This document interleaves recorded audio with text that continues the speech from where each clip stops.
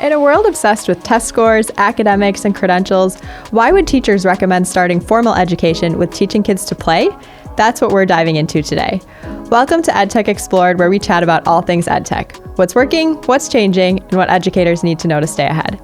I'm Lauren, and as always, I'm joined by my co-host Erin, and today we have a very special guest with us. We have my cousin Katie, who is a play-based 4K teacher in the Pacelli Catholic School System. Welcome to the show, Katie. Thank you. I'm excited to be here. I could talk about play-based learning all day, so you're going to have to cut me off. Well, we're not going to be cutting you off for sure, because I think we could talk about play-based learning all day too. But just pre-K life, those golden days, what were those like for you, Lauren? I feel like one of my memories that I really have is painting and getting to put the smocks on and doing painting. And that's one of my core memories for me. But how about for both of you? I remember I went to half-day kindergarten, and I just remember there being lots of blocks and recess, playing with other kids, lots of fun themed days. And then I'd go home in the afternoon and sleep and play with things at home. And you were probably exhausted. Yeah. I had a half-day kindergarten as well, and my teacher's name was Mrs. Schmees, and she had a teepee in her classroom with like a bear skin. So I remember that. And then we also had gerbils, salt and pepper. So that was my introduction to school. I mean, has it changed? Is it different? In many cases, yes. It's very different. Okay. Yes. Interesting. So what is a typical school day in your typical pre-K kindergarten? In my classroom, it is a full day 4K. Okay. So they're there with me all day. When I came into this position, I thought, gosh, I don't know that 4-year-olds need to be at school all day, right? So I thought my job is to make it as developmentally appropriate for a 4-year-old as I can. So I have 3 kids of my own, and I always think of it through the lens of I want to create an environment that I want my own child to be in. I love that. Yeah. Right? Because that's what childhood is all about. You want to be in an environment that feels safe and happy, and that you have the freedom to explore and learn and things like that. And so for many children, would that be a developmentally appropriate day to fill it with play? Yes. Okay. There's been a huge push to push academic rigor, right? We hear that word rigor all the time, right? You know, I think young kids have the capacity to learn these academic skills, these complex academic things, like they're learning to read and write. And they have that capacity, but I think we need to look at what our methods are to teach those things and make our methods match their developmental levels. So we all know what play is, but for people who aren't familiar with the concept of play-based learning, no pun intended, but explain it like I'm 5. What is play-based learning? Like you're 5. All right. She's putting on her teacher voice. Yeah. No, so play-based learning is pretty much exactly what it sounds like. If I'm a teacher, I'm going to teach a concept. I'm going to do my best to make sure that the way I'm introducing it and the way that we're practicing it is hands-on and through play. Has that always been your approach, or is this something that you've kind of slowly emerged into? This is my 3rd year teaching 4K. And before that, I taught 12 years of kindergarten in the public schools, big district. Those environments were not very conducive to play-based learning. There was so much testing and academic rigor, right? I was getting burnt out. The kids were getting burnt out. I was commuting far to get to that job. It got to a point where I just said, I need to change. So I applied for a job where I went to elementary school at Pacelli. And I was given the 2 options. Either I could teach 1st grade or I could start this new 4K program, full day 4K, right? And I would have had the freedom to create the program however I wanted. And I was going back and forth because I was coming from kindergarten, and I thought, oh gosh, it'd be nice to have some more independence and go to 1st grade, right? And I've got to give my husband some credit on this one, okay? He said, are you kidding me? You're literally wearing a shirt right now that says playing is learning. Like, you were meant for this. Go for the 4K. So I did, and it's been great because I do have the freedom to create the program how I want it to be and make it developmentally appropriate. So do you work with other early childhood educators then, and you're teaching them how to implement play-based learning as well? I try really hard. Yeah. Yeah, I try to get my colleagues to incorporate play as much as they can. Change is hard for everyone, right? There was this huge shift away from play into more academic rigor. There it is again, right? But like I said, these kids have the capacity for the academic skills, but we need to change what our methods are to teach them. There's that saying, you do the best you can until you know better, and then you do better. So we're doing the best we can, and now we're seeing that we need to shift our instructional methods, and so it's time. So it sounds like the kids are having so much fun in your classroom. Why would other teachers not want to implement a play-based classroom, or what misconceptions might be preventing them from taking that approach? I think people think it's chaos. They think, that sounds like chaos. It can be, but I like to say it's controlled chaos because, at least in my classroom, we spend a lot of time learning the expectations. Mm-hmm. They know exactly how to take care of the materials. Mm-hmm. They have freedom of how they're using the materials, but they learn to be respectful of my things, right? How to clean up. We talk about voice level a lot, so it's not loud all the time. Now, it can be chaotic. It can be messy. I like to say all the time, kids are washable.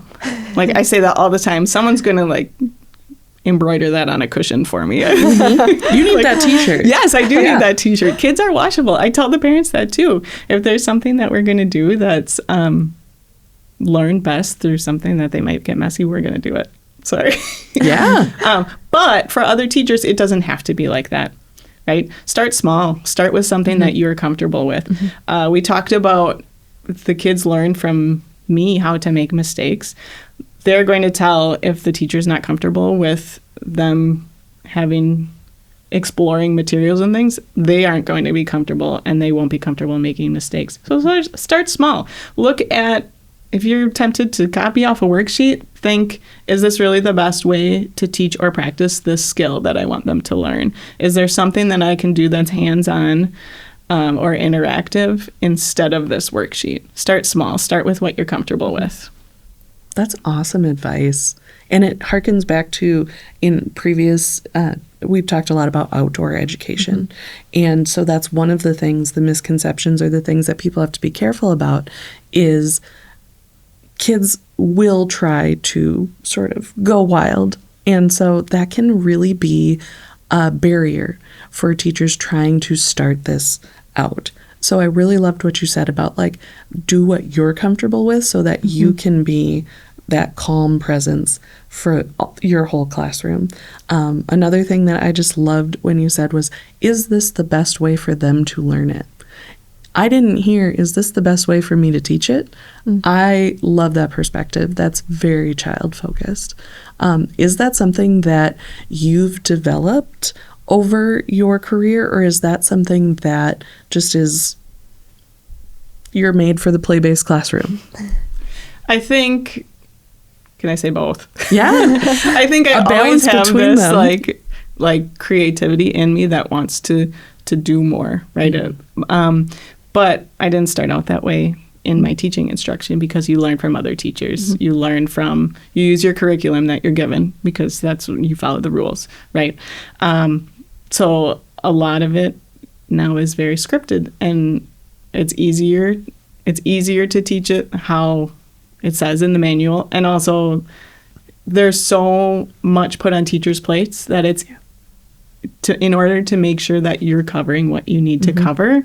Sometimes that's just the best route in your mind. It's the easiest route to make sure that you're covering all your bases. Yeah, absolutely. So I've come from the worksheets, and there's still times when we'll do a paper in school because, things like learning letter formation or writing numbers, mm-hmm. that's There's one way to do it. Yeah. Mm-hmm. Yeah. So can we back up for a minute and compare and contrast? So that typical kindergarten that maybe isn't as play-based as you would like to see, what is a day like? Just real quick, what's that structure like? Okay, so in my past teaching experience, there was a block for reading, a block for math, a block for writing with strict minutes that you have to get in, very direct instruction, and then they practice the skill. I felt like a lot of it was not the kids learning, but just trying to show that they could do something. And were those kids expected to sit for long periods of time? Really? Okay. Yes. Oh, and gosh, so yes. developmentally, how long is it appropriate to expect a child who is 4 to sit and get learning? I'm sure there's a number, and I'm not sure the exact number, but in my classroom, I try for maybe 10 minutes, and then we're up and learn. And you can learn by moving, too. Yeah. Right? True. We do moving songs that incorporate our content that we're learning. So do you still have those blocks where it's like it's a reading block, it's math, is that still part of the day where it is segmented in some ways like that, or is everything okay? Yeah. I kind of take a balanced approach to play-based learning. Like, we know that there should be a big portion of the day that's child choice. So they're choosing their learning, and it's really driven by them. I think with our educational climate, how it is now, and because there are academic things that they need to learn, I take a balanced approach. So there are some things that kids, I think, learn best through direct instruction, like phonics instruction, learning letters and letter sounds, and helping them really get that stuck in their head. So my lesson would be in direct instruction, but then the way that they're practicing that skill would be play-based and hands-on. Like, for handwriting, that doesn't mean that they need to be holding a pencil and writing the letter the whole time. We might make letters out of Play-Doh or draw them in sand. So they really get their choice on how they want to practice making the letter. Yeah. Okay. So then they feel involved too, and not like they're just being told what to do all day, but that they get to choose. Yeah, they're still learning. Like, there's that piece of direct instruction of learning the correct letter sound, but then they're practicing on their own. And it sounds like they're having so much fun too. So for them, it's probably doesn't even feel like school, right? Like they're having fun. Yes. Does it feel like academic rigor? So a question for you though. Sure. So when teachers are facilitating play-based learning, how much is the teacher actually involved? What is your job while kids are playing and learning through play? So during our free play time, I call it play workshop in my classroom, and they get to choose their play centers, and it's really child driven. Like, I don't really step in, but I play with them. I try really hard to be intentional and not take that as time for prep time for me, right? Okay. Now there's once in a while I have to take a phone call or something, but I try really hard to make sure that I'm playing with them, and I try to let it be guided by them, but I can model some things, like I model making mistakes, right? That's such a hard thing for kids to do, right? One thing we say in our classroom a lot, we read, there's a book, I think it's by Peter Reynolds, and it's called Ish, and the girl tries to draw something, and it looks like a cat-ish. So we use that. That can be really powerful, where even if I say it, oh, I made a castle-ish, right? They see me not getting it perfectly right, and then it gives them the freedom to explore and to make their own mistakes, right? I might model, I wonder what would happen if we put the cylinder on top of the sphere block, right? So I'm pulling in that academic vocabulary, but they're still playing. Yeah. And kind of teaching them how to use that academic vocabulary in their play and their conversation with others. Another thing I do while they play is observe. And I watch for a few things. I kind of want to get to know the kids better, because each child has preferred play areas. There's different types of play. Some kids prefer to go to the art center every day and create in the art center. Some kids prefer the block center or dramatic play, right? They're putting on plays or pretending to run an ice cream shop. And so I watch and see what kind of preferred play method they have. And I actually document all this too, because then I can show parents at conferences too. I look to see, are they playing with others, or do they prefer to play solo, which everyone wants to be alone. Sometimes that's fine, right? But if it's always, then I try to find them a play buddy, right? Is it parallel play where they're just playing next to someone? How are their social skills, right? Are they always taking toys from other kids? Are they,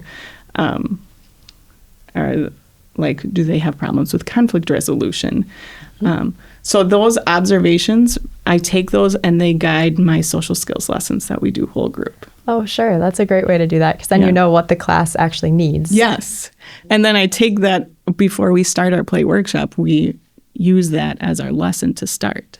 So then they have a focus when they're playing. Yeah. Is it always a social emotional lesson that they're thinking about before they go into play workshop, or can it be something different? Not always. So at the beginning of the year, we spend a lot of time learning our expectations for play, how to take care of materials, different procedural things like what we do when it's time to clean up. Do we walk around the room and pretend that we didn't make that mess, right? Like everyone helps. Sometimes we talk about like planning for play. Sure. Or there's so many different children's books about playing and taking turns, or there's just so many different books that I use and things like that. A million different perspectives, a million different children, a million different teachers, right? Can you think, you brought up making mistakes is something that's really big, modeling and practicing. Has anything changed from when you first started working with your kindergartners, I think that was almost 15 years ago, to today? Like, how have kids changed? Oh, gosh. Kids don't know how to make mistakes. They don't know how to, well, in general, of course. Right. Like, it's hard for them to persevere, to stay on task. And I think a lot of that, they don't have the kind of childhood that we had. They're so busy. They're used to being entertained all the time, right? We don't have being bored where you have to come up with things on your own. So in the past, when I had seen kids get frustrated, we'd see meltdowns. We'd see throwing things around the room. And so we really work hard. I really work hard because I did come from that environment where if a student became frustrated because they made a mistake, it became unsafe for other students. So it's really one of my focuses to really teach the kids, what do you do if you're frustrated? That's a normal emotion, right? It's important for kids to know that's normal to feel like that. Yeah.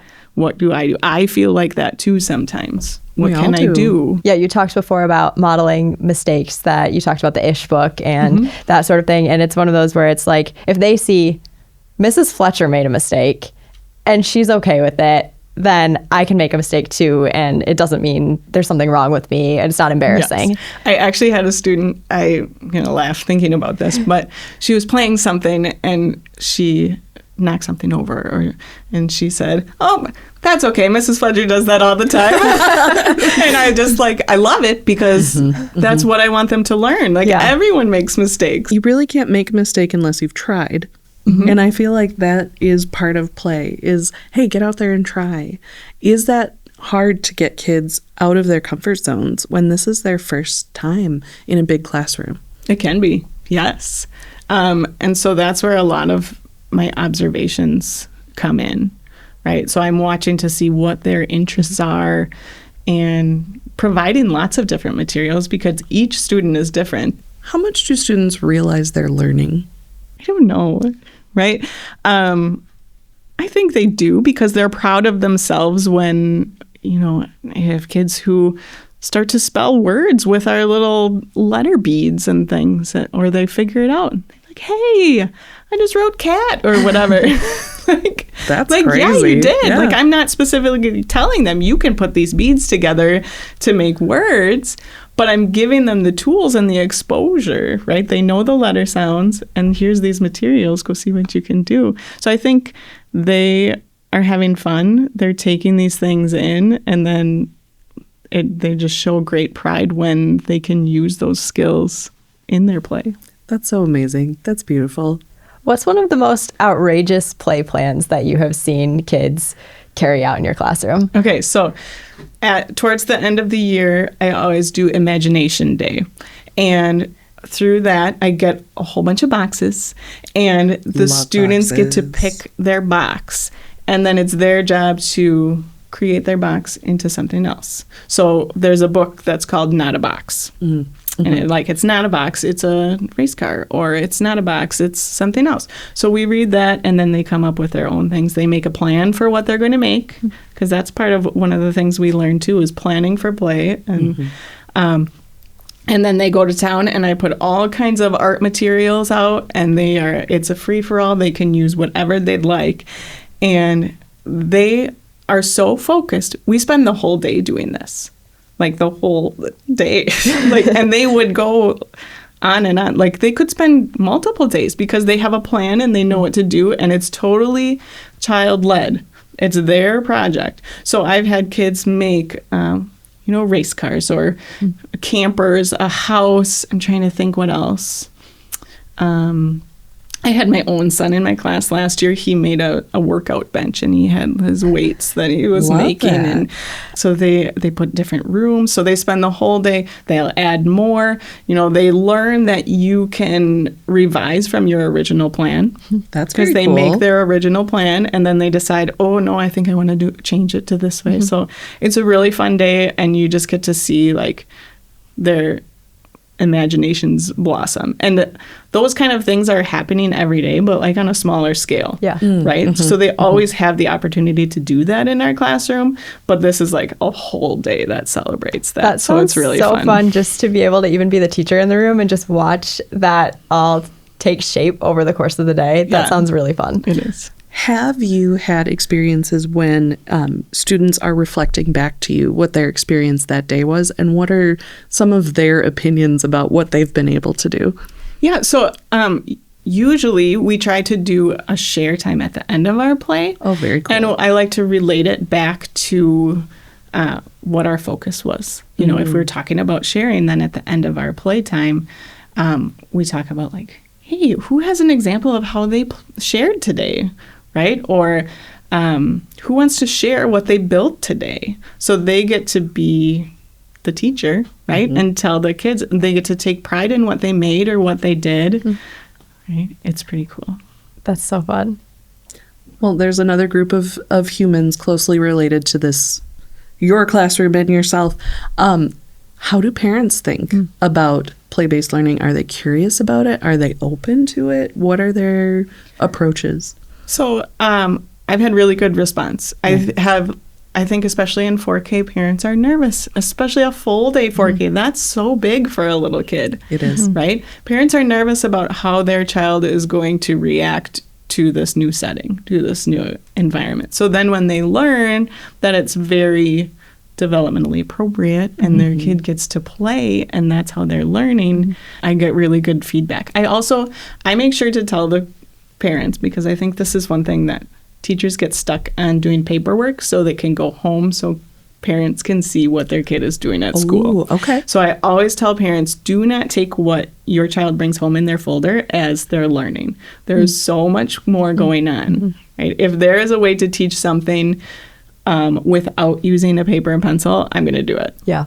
Right? And they might not be able to bring it home, but it doesn't mean it didn't happen and they weren't learning. Yes. So because of that, I share lots and lots of pictures with parents. Oh, wonderful. So they can see what we're doing in the classroom. And I might explain, like I talked about making the letters, then I'll put a little caption so they know what the learning goal is. Or like if we're measuring the weights of different objects, they can see this is our goal, which the goal is in my head. I don't always tell the kids. Right? Yeah. Right. But the parents can learn what we're actually doing. Do you ever get pushback? Do you ever get parents who are like, no, you know what my 4-year-old needs is academic rigor? Not so much from parents. Okay. That's a good sign. Sometimes administration or and that's going to happen. They have a job to do too, right? But I welcome them to come into my class and see the learning that we're doing, because it's real and it's there. There's significant research that's how. Is there any favorite piece of research or favorite little trivia tidbit that goes along with this play-based learning approach that you could think of? When kids play, the brain releases dopamine, Okay. So there is significant brain research around play. So then their stress levels decrease. Emotions that they have, like curiosity and joy and surprise, activate their memory centers. Okay. And it also helps make connections in their prefrontal cortex. So really, through play, it makes learning stick. Right? Think about your learning experiences. Do you remember that worksheet you did that one time? Nope. No, right? Do you remember one time you got to do a project or go on a field trip or something that was exciting or joyful or fun? Yeah. Absolutely, because that made it stick in your brain. Like there is actually significant brain research. That makes so much sense what you're describing. And I'm thinking about that in contrast to what you mentioned earlier about, which is sad, kindergartens being burnt out already. We need to bring back the joy. We obviously are big fans of play-based learning, right? So what about for those parents who are more academic rigor focused or those typical kindergartens that have those blocks of learning? Are kids leaving those classrooms ready to learn as much as their peers who have been given more playtime? So are they going to have the academic skills? Yes. But are they going to have, the executive functioning skills and the problem solving, the confidence in their own abilities? They're missing things like the collaboration, the perseverance, things that you learn where through play, where then when they get something challenging, an academic concept that's challenging, they don't know how to persevere through that. They don't know how to make mistakes. And then they shut down. So, yes, will they score well on a test? Probably. Right? Maybe. Unless it's hard and they shut down. Right. You never know. Okay. But are we building successful humans that way? That's a good question. And early childhood is the time to do that. So does technology have a place anywhere in a play-based classroom?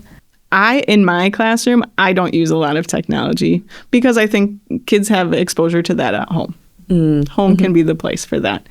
We do some things on our smart board. They can draw on the smart board, things like that, and be creative that way. But I don't. I go back to the wooden blocks and things like that. Yeah, different kind of technology, I guess, that they're not exposed to at home. Different sensory materials, things like that. That's a very fair point. Yeah, and it's not like they're not going to get access to, iPads and whatever else at home. So at my school, the kids get iPads when they go to kindergarten. So sure. In 4K, we can do without. Yeah. And is it something that you and your teacher team use to observe and document things? Is there a place for technology on the teacher side? Sure. Yeah. Okay. I think too, like I said, it's important for the parents. I use technology to document, to share with parents. So they can get those pictures right to their phone and see what their kids are doing during the day. That's so true. And that's the best part. That's the best thing to see during the day, right? As a parent. What are some of the biggest changes you see in your classroom from the start of the school year to the end of the year? Beautiful question. I think independence. So if you think about when I talked about I was not sure if I wanted to do first grade or 4K. Yeah. Like I thought that first grade meant more independence. But really I found that 4K towards the end of the year, they're very independent because they know their expectations and they know their limits and they know that they have the freedom and the creativity. Like they have voice and choice, right? We say. So they can stay on task longer because it's led by them, right? They attend to different things. They can persevere. So they are more independent, actually, by the end of the year than I was seeing in kindergarten before. That must be fun to see that change. It's very fun. Yeah. I'm so proud of them. Yes. Well, and yourself, too. Put yourself in there. Thanks. Yeah. That has to be so fun to see that change take place over the school year. And with another school year just around the corner, you'll get another group of kids where you'll get to watch that transformation take place. So yeah, we've learned so much on this episode. Thank you so much for taking the time to chat with us and learn more about play-based learning. And I don't know about you, Erin, but I think I'm ready to sign up for 4K. Yeah, I'd like to come too. You said there's a wait list? Come check it out. All right, we'll get on that wait list. Thank you so much for joining us for this episode of Edtech Explored. If you liked what you heard, please be sure to follow and subscribe on Spotify, Apple Podcasts, or wherever you listen. You can check out all of our episodes at skyward.com/podcast, or you can drop us a line with your questions and your episode ideas at podcast@skyward.com. Thank you so much for listening, and we'll catch you next time.